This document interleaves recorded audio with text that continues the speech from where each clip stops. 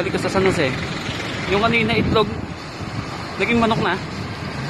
Oh, alastig na yan. Kakaiba.